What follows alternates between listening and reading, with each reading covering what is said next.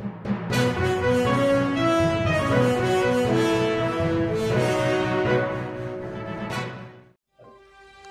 Solapur news मध्ये आपल्या सगळ्यांचं स्वागत। तुम्ही जर शिवाजी महाराजांचं संपूर्ण जर बघितलं, आरमारातले चीफ हे ते वेगवेगळ्या ह्याच्यातले होते ना, मुस्लिम समाजातले होते, भेदभाव कधी केलं नाही।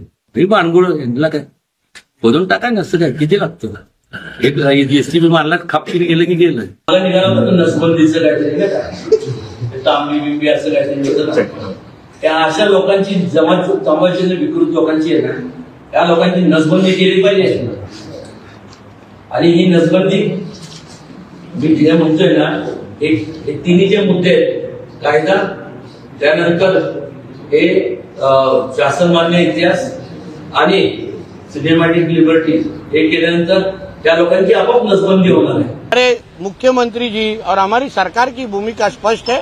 अभी कभी का क्या होगा, कैसे होगा, वो आपके बोले बिना होगा। क्योंकि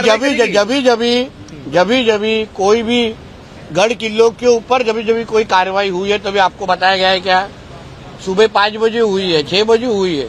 तो इसी तरीके से एक बार सुबह सुप्रभात या तो गुड मॉर्निंग हो जाएगी। 11 पासून या औरंगजेबाच्या कबरीसाठी 6.5 लाख रुपये खर्च करण्यात आले। एका वर्षी 47,000 आहेत, नंतर 80,000 आहेत, 2,55,000 आहेत, 2 लाख आहेत। अशा प्रकारचा खर्च या औरंगजेबाच्या क्रूर कर्म औरंगजेबाच्या कबरीसाठी का?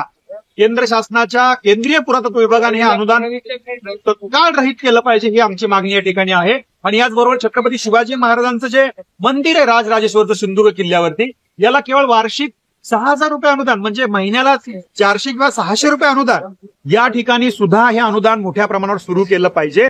माझं सोलापूर न्यूज या YouTube चॅनलला सबस्क्राईब करा आणि बेल आयकॉन प्रेस करायला विसरू नका।